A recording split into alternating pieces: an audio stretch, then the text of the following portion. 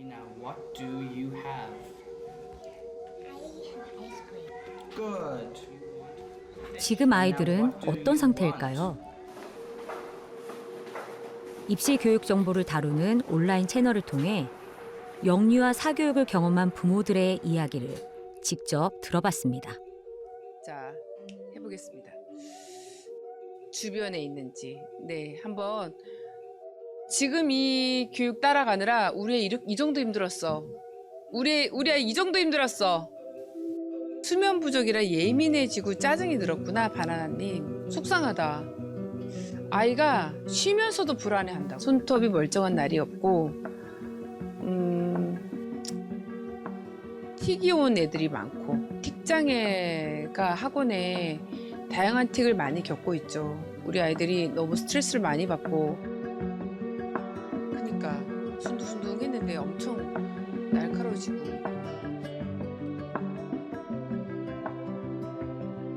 손톱이 아예 없는 애를 많이 봤어요. 아예 다 물어 뜯어가지고 손톱이 그냥 다 파고 들어갈 정도 살밖에 없고 빨갛게 돼서 이거를 이제 과하게 스트레스를 받으니까 그러니까 그 조그만 아이들이 딱 그 영어만 쓰라 하니까 소통도 안 될 것이고 수학학원에는 꼼짝도 안 하고 엉덩이 힘 길러야 된다 그러고 뭐 스트레이트로 막 3-4시간 앉아 있어야 되고 고문 받는 거죠. 가족에 대해서 집을 그리라 그랬더니 폭탄이 설치되어 있는 집을 그리고 막 이렇게 막 터질 것 같은 그런 그림을 그렸거든요. 집이라는 것이 뭔가 안전하고 좀 쉴 수 있는 공간이고 편안한 공간이어야 되잖아요. 근데 핵폭탄이 설치되어 있다는 거는 지금 위기 직전에, 폭발 직전에 그런 위태위태한 아이의 마음을 나타내주는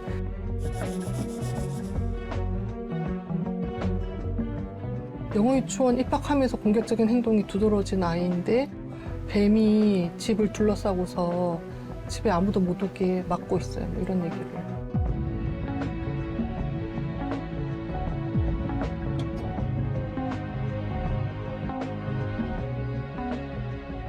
아이들은 사실 끊임없이 신호를 보내거든요. 나는 이거 좀 힘들어, 버거워 이런 거를 애들이 말로 보낼 때도 있고 혹은 뭔가 이렇게 좀 지치고 힘들고 뭐 틱이 갑자기 늘어나고 막 손톱을 많이 뜯고 이런 뭔가 신호를 끊임없이 보내거든요.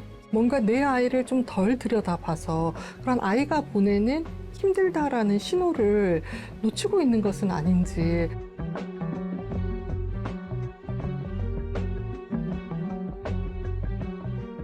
아이들의 마음속에는 기본적으로 부모를 많이 기쁘게 해주고 싶어하는 마음이 있기 때문에 정말은 하기 싫지만 솔직하게는 하기 싫지만 하기 싫다고 이야기를 안 하고 하고 싶다, 좋다, 재밌다 라고 이야기할 수 있다라는 지점을 부모님이 간과해서는 안 된다. 근데 그거를 애의 진짜 본심이라고 생각하시면 안 돼요.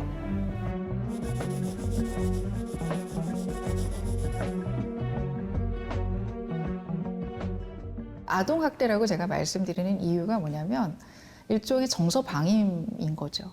공부를 잘하게 하기 위해서 학습을 일찍 시키고 자극시킨다. 그러면 된다. 일찍. 골든타임. 골든타임을 놓치면 안 된다라고 사교육 시장에서는 마케팅을 하잖아요. 그런데 오히려 빨리 배운다라는 거는 그만큼 희생하는 게 있는 거예요.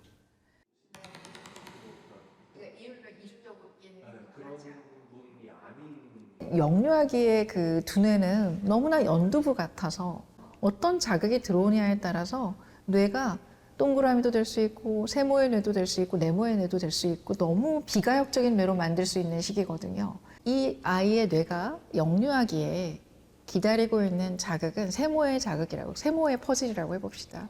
그러면 그 구멍이 딱 세모 모양으로 해서 탁 맞아가지고 뾰로록 소리가 나면서 딱 들어맞아서 빛이 나고 굿잡, 참 잘했어요. 막 그런 신호 울리는 그런 퍼즐 있잖아요. 그래야 되는데 네모나 다각형을 알아야 돼. 육각형을 알아야 돼. 그러면서 세모 구멍에다가 막 집어넣으려고 하면 들어가지나요? 안 들어가지죠. 그런데 억지로 막 구겨 넣어. 어떻게 해서 막 구겨 넣었어. 그래서 잘 들어간 줄 알았어요. 그런데 사실은 그게 느슨하게 들어갔고 결국은 들어간 게 아니기 때문에 조금만 바람이 휙 지나가도 퍼즐은 떨어지게 되죠.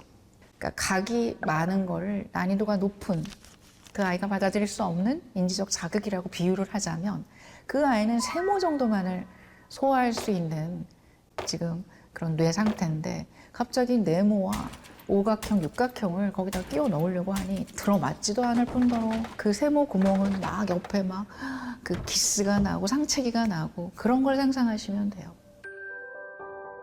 아이의 뇌는 성장 단계마다 시기에 맞는 적합한 자극이 있습니다.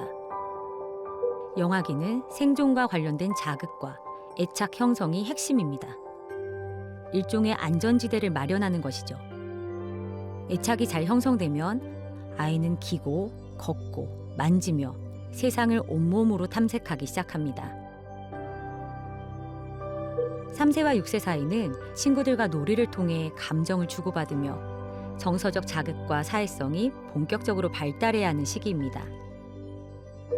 그 다음 학년기를 전후로 학습 자극, 인지 자극을 잘 받아들일 수 있게 됩니다. 학습 뇌인 전두엽이 이 시기부터 본격적으로 발달하기 때문이죠. 따라서 선행학습 자극은 영유아기에 맞지 않습니다. 정서적 자극이 적합한 때죠. 정서적인 그런 자극을 기다리고 있는데 뇌가 갑자기 뭘 암기해야 되고 외워야 되고 뭐 30분, 40분을 앉아 있어야 되고 이제 그런 상황이 됐을 때 이 뇌는 내가 기대한 내 자극이 이게 아닌데 라고 하면서 스트레스 호르몬이 굉장히 많이 분비가 되게 돼요. 그거에 직격탄을 맞는 게 바로 변연계, 정서뇌라는 곳이에요. 그럼 정서뇌에는 기억을 관장하는 해마, 그리고 불안과 공포를 담당하는 편도체가 중심이 되는 그런 뇌 구조물이 제대로 성숙하지 못하게 되는 현상이 발생을 하면서 뇌를 오히려 축소시키고 시냅스의 증식을 막게 됩니다. 근데 그게 거기에서 끝나는 게 아니라 결국은 그게 부실해지면 이 전두엽하고의 연결성의 회로에 문제를 초래해요. 그래서 감정 조절이라든지 충동 억제라든지 또 실행 기능이라든지 추론이라든지 논리적인 사고를 해야 될 그런 전두엽이 정말로 꽃을 펴야 될 시기가 곧 도래하는데 그걸 준비 작업을 영유아기 때 충분히 해줘야 그게 나중에 쌓이거든요. 뇌는 신경세포로 연결된 구조물입니다. 영유아기 과도한 선행학습의 스트레스는 신경세포를 파괴해 정서뇌를 손상시키고 그 영향은 학습의 뇌인 전두엽으로까지 번져갑니다.